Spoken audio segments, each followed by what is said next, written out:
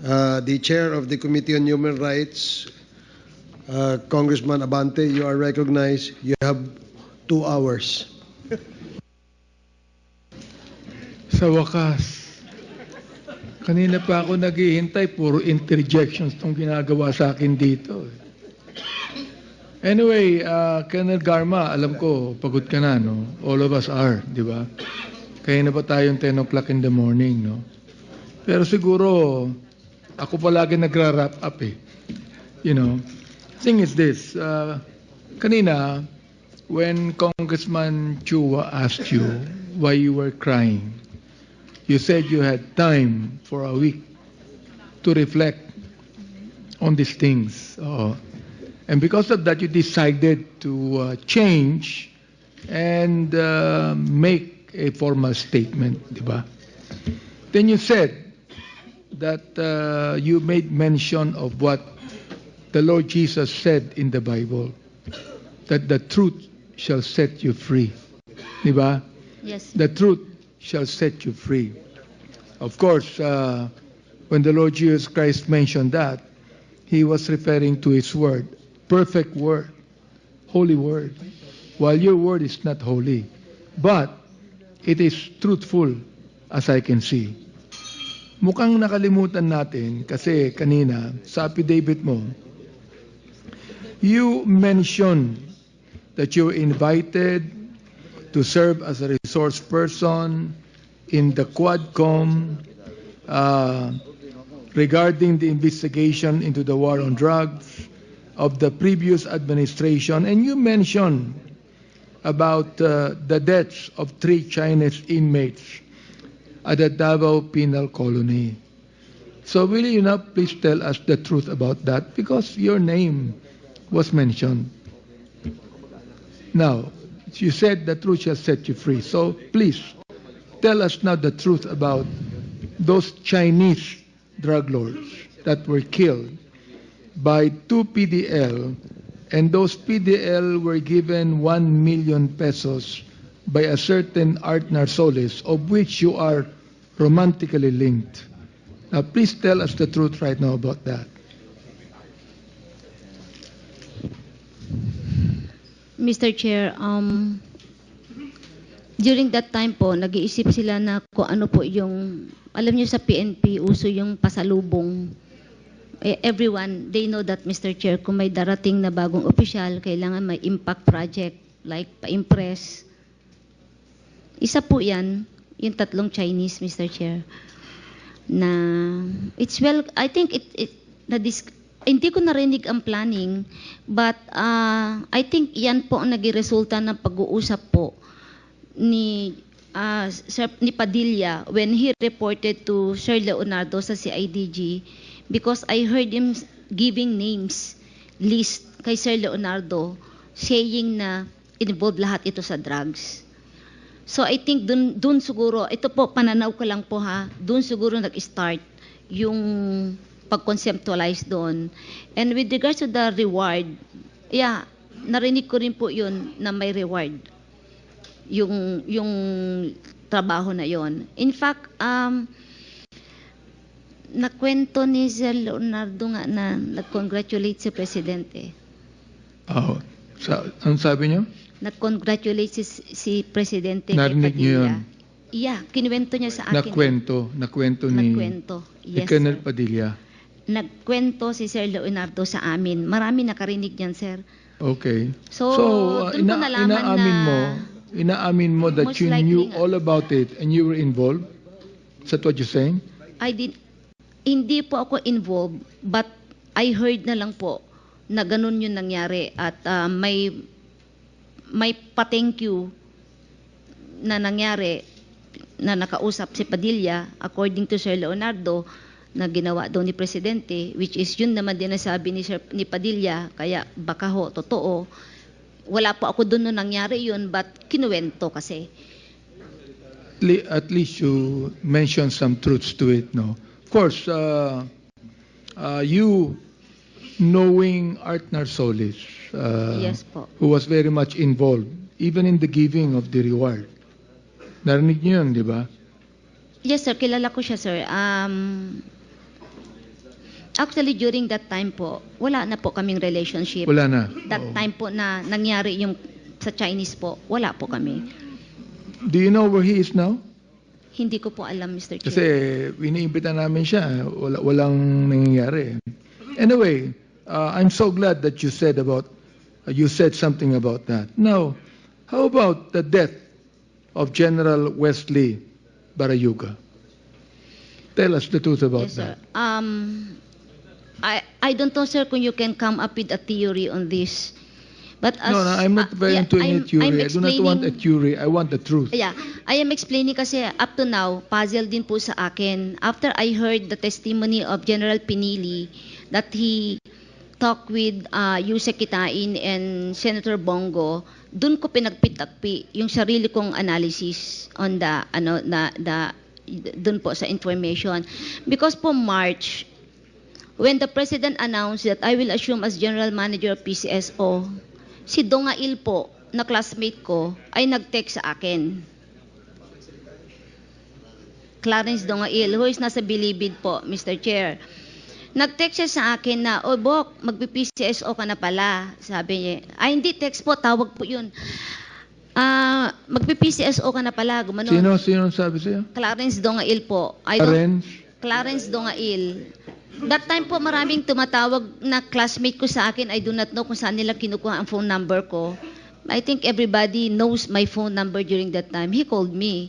Sabi niya, magpi-PCSO ka na. Alam mo ba na ang board secretary niyo dyan ay involved sa drugs? Sabi ko, oh? Sabi ko, oo, tinago lang ng mga class 83 yan dyan. That's his term to me. Tapos sabi ko, hindi ko alam yan. Sabi ko, oo, kasi yung mga, nagkwento na siya, marami na siyang kwento. So, ang ginawa ko lang, sir, I relayed it kina sir. And he mentioned the name of General Barayuga. Opo, sabi niya, Barayuga, kasi napang-abot daw niya po. Napang-abot niya po nagpang-abot po sila daw sa kung saan yung na-assign pa si General Barayuga at saan siya na-assign din noon nung junior officer pa siya before siya nakulong. So what I did only, sir, since I don't have the resources to validate or whatever, I just nirelay ko lang po ang info for validation. It's common knowledge, Colonel Garma, that you and General Barayuga has some altercations, di ba? No, Mr. Chair. That there's some things that you do not agree on. No, Mr. Chair. Okay? Okay yun? po. Ano yun? Ano yung Okay po totoo? yung friendship namin ni Sir Barayuga. We don't argue, we didn't argue, Mr. Chair. So you do not argue with him as far as the operations of the STL is concerned? Wala po kasi siyang hand doon, board secretary po siya. He just handles yung mga board resolution, take notes of the board meeting. No decision making, Mr. Chair. So, Is it true that you were the one that provided the pictures of Barayuga to Lieutenant Colonel Mendoza? no, Mr. Chair. I did not. You did not provide any picture at all? No, Mr. Chair. I did not. Okay. You mentioned former General Pinili. Is he there? Yes.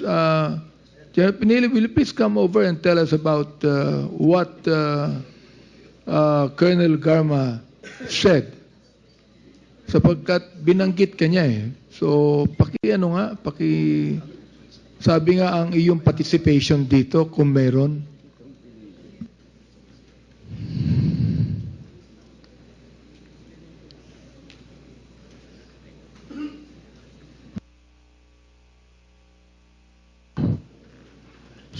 Your Honor, I'm a former chairman of PCSO, Anselmo Simeon P. Pinili, and I am very sad. Did you take your oath yet? Have Yes, you? Your Okay, Honor. go ahead. I'm very sad that the former GM said that my honorable classmates was involved in drugs. And I hope that she is not lying, because my classmate lifestyle he is, for me, is so simple. He has no car. He walks. And after retirement, he always been employed. So during my experience with him, when he prays, You still have saying something here, General. But you're saying that you're the classmate of General Barayuga? pardon, sir? You were. Okay. Yes, Now, I'm will the you classmate. please, Colonel Garma, will you please repeat what you said a moment ago when you mentioned General Pinili? Will you please repeat that so he could be able to hear what you said? Last hearing po, Yes. when the chair po mentioned of meeting after the death of General Barayuga, he mentioned of meeting Senator Bongo and Yusek Kitain, and he also mentioned yung kanyang theory, like saying that during that time daw, General Barayuga is about to give evidence daw, may hawak doon na evidence in connection with corruption against me. Yun po ang pagkaintindi ko po sa kanyang sinabi last board meeting. Well, that's what General Pinili said. Opo. If you will allow me to explain po what really happened in PCSO, so I could expand Go ahead, po. go ahead. Kasi po, when I was, pag-assume ko po sa PCSO, Mr. Chair, that was almost a week after I sought an audience po kay PRRD. I was the one who talked to PRRD mentioning po yung mga irregularities sa PCSO. Like sa STL, there are waivers that were approved by the board. Ibig po sabihin, yung original na GMMRR po ng STL, pina-waive po ng board ang mga utang. Halimbawa STLA may utang na 20 million dahil sinasabi daw nila na lugi sila. O sige, i-waive na lang natin yan, 20 million mo, gawin na lang natin 10, i-post-dated mo na lang yan. Ito na lang yung bago mo GMMRR, from 10 million, gawin na lang natin 8. Reduction of GMMRR po yon. Meron din po mga bond po na instead na cash po ang bond, naging installment. Mga ganon. So, yun po yung naabutan ko. And there are also reduction of GMMRR na hindi pa po na-cancel yung previous contract, ay in-implement na po yung bagong amount na board resolution lang naman po ang na-issue. Meron din pong in-implement pero walang kontrata. May kontrata, hindi napirmahan. May kontrata na pirmado, hindi mo alam kung sinong pumirma. So those are the irregularities po na nangyari, and kung i-compute mo po in nawala kay PCSO, I think, if I'm not mistaken, meron naman po listahan ng PCSO, that is around 5 billion ang nawawalang 5 pera. billion. Oo, more or less. I'm not sure of the figure, pero yan po yung estimate. So, I reported that to the President because bawal po yun. Na i-waiver mo, ang cash bond installment mo, i-merge mo yung isang company, 3 area, isang company, i-merge mo into one, para sa ganun yung bond is ma-reduce, instead of 15 million ay magiging isang 15 million na lang, so nakatipid ka ng 30 million. Mga ganun po yung sitwasyon noon. So, there was during that time, when I assumed also, may nag-garnish po na 700 plus million ang TMA sa account ng PCSO na parang nawalang bula.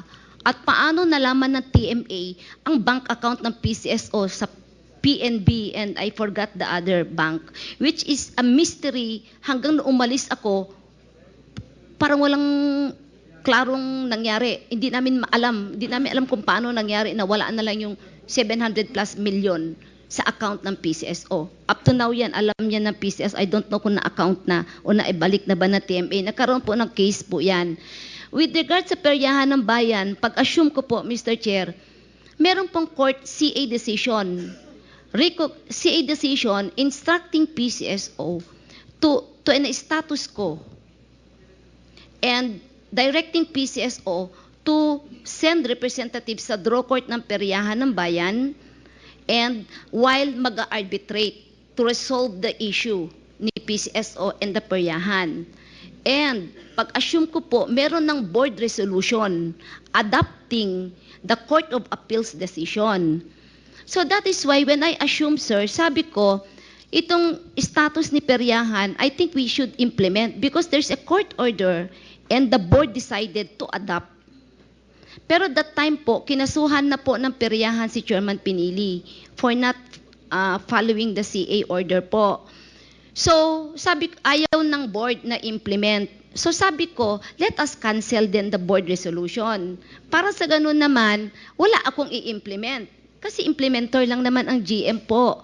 Ayaw po nila ipakancel. Sabi ko, kung ayaw niya i-cancel, then I will implement because there's a board resolution adopting the CA decision. So, mga ganun po yung sitwasyon during that time. Nalaman po ni Presidente, kaya pinakancel niya lahat ng game. At sabi niya sa akin, ayusin niyo muna lahat yan. Magbayad muna lahat ng STL before niyo ipa-resume. Is At that gawin niyo related yung to the IRR. killing of Barayuga? Mr. Chair, May the relasyon yan? President directed NBI to investigate the board. In fact, there was a board meeting that Yusek Kitain instructed the board to resign. But nobody resigned. Sabi nila, wala naman daw kasalanan. So naiwan sila sa board po. And during that time, NBI investigated po yung allegation of corruption. So humingi po ng mga documents ang NBI, which I complied. And there are also documents that Sir Barayuga should also comply at isubmit niya sa NBI. So yun po yung sitwasyon noon, sir, na sinasabing may corruption, may mga documents, isasubmit talaga si Sir Barayuga sa NBI, which is yun yung allegation po ng mga irregularities na nangyari po in the past, not during my time. And last quarter of 2020, Eric Distor met me po, nag-usap kami sa Shangri-La. Sino po? Eric Destor, he was the OIC NBI during that time. Nangumusta siya, sabi ko, it's okay. Inaayos naman namin lahat. Sabi ko, kumusta po yung investigation nyo, kako? Ang sabi niya, tapos na daw yung investigation na ginawa nila sa PCSO. Tinanong ko, ano bang resulta?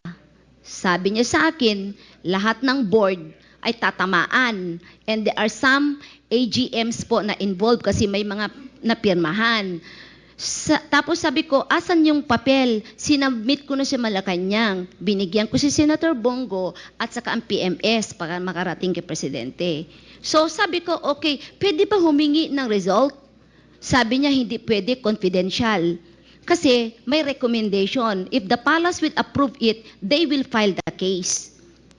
Hanggang na lang po umalis ako, wala pong nangyari. Hanggang sa nahirapan na lang ako sa PCSO, Mr. Chair, at sobrang hirap ko dahil po may mga pressure like yung Smart Info, yung joint venture na Chinalat, na ako lang po ang nagdesisyon at kuminsan pati po si Director Sandra Cam ay nagkakaintindihan kami kasi nga hindi po tama. When you talk with the NBI director, was Barayuga still alive? Hindi na po. Namatay na po. Namatay na siya? Opo, wala na siya. Kasi parang back to almost normal na yun eh. Nung nag-start na kaming slowly babalik na yung operation namin. Ganun po yung sitwasyon noon. And marami pa po, if I can tell you, and documents will also show talaga sa PCSO that there are plenty of irregularities which I really fought for it. Do you have documents to show? Do you still have documents to show? I have some documents, but definitely mayroon document ng legal Now, will at ang you board po submit ng to us the PCSO. documents that you're keeping? Pag makalabas po ako, sir, kay hindi ko Okay, you ako lang promise that, no? nakakaalam. Nakalabas ka, you will Hahanapin submit ko po. documents to me. Yung po to us, to mga the natago committee. ko lang po. Yes po. Okay. So General Pinili, now, tell us now what you would like to say. Because ikaw ang pinalitan ni Colonel Garma, di ba? No, sir. I'm the chairman of PCSO. Chairman, okay. Chairman, sige. I just If you, Colonel Gama, you mentioned about the information given to you by Clarence Tungael, your classmate. You mentioned about the information given to you by your classmate Clarence Lungael. Yes, Mr. Chair. When was that? Before or after March the death? or April. Before- I think April of March, after the announcement of the President na ako po ay mag-PCSO, tumawag po siya sa akin. That's 2019 po. Maybe April or I cannot recall. It's So before 2018. the death? 2018 po, yes. Before the death? 2018. Tinawagan ka na? 2019 ni Clarence po. So before the death, tinawagan ka na? Nino po. Ni Clarence? Yes, Mr. Chair. Giving you information about it? Yes, Mr. That Chair. Wesley Bayaroga is involved Sabi niya, in the sir, drugs? yun ang sabi niya sa akin. Bakit? Isa siyang PDL that time, di ba? Si... Si Lungael, persons deprived of liberty. Di ba nakakulong na siya noon? Opo. Why should you believe a PDL to give you information about it? Kaya nga po ang sabi ko, i-validate. Kasi ako, ganun lang ako. Hindi, pero ang lumabas kasi, based on the accounts made by DG Lasso, doon sa record po, ipinasok yung pangalan ni General Wesley after his death. Ay, no po. Ang 2019 pa po yun. Hindi nga eh. Ang sinasabi ko nga, I do not know. yung pangalan ni Wesley never appear before his death. Doon sa Duterte's list. Hindi ko alam kung ano yung list na po na yun eh. Yun na nga ang sinasabi ko, Kasi Colonel nakakaalam lang siya. Garma, na yung pangalan niya in the official list of the Duterte's list after his death, na siningit nga eh. Pero Clarence Lungael called you Before his death po. before his death. Nung na-announce po na mag-PCSO ako. Why should, ang tanong, bakit tawagan ka ni Clarence Lungael for that information? Anong purpose niya? And then you buy it. I didn't buy it, sir, kasi hindi ko naman pinalista. Ang sinabi ko lang, uy, may report na ganito, check. Ayun lang ako, sir. That's why nga, nung finormulate... Hindi ka nagtanong sa kanya, bakit nagbigay siya ng information sa'yo? Of course, I asked, bakit yan ang sinasabi mo? Ano daw?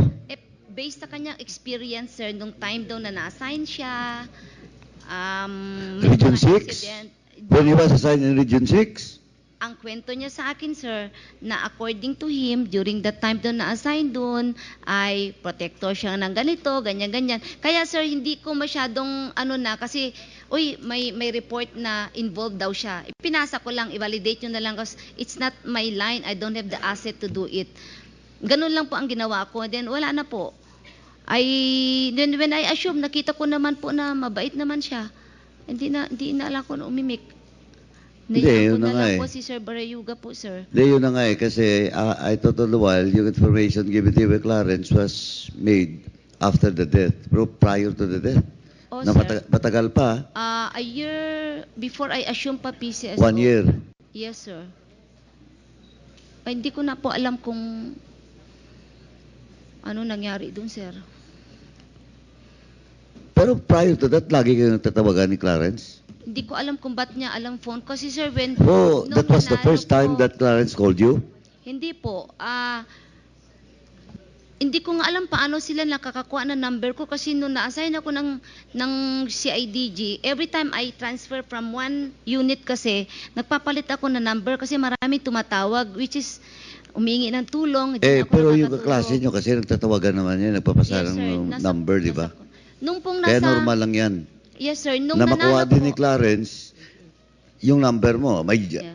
Di ba may group chat nga kayo, yung mga class sa PNPA, may mga group chat yan, di ba? lately po, meron po. I think when the Oh. President won po, marami po nakakaalam na number ko that time po. So, very busy number ko. Napapakilala, Boxy, ganito, ganyan. Ganun lang po, Mr. Chair. Anyway, Mr. Chairman, medyo ano lang ako doon eh, kasi namatay si Wesley, may information na pala prior to his death, tapos doon binato ni Clarence Lungael kay Garma.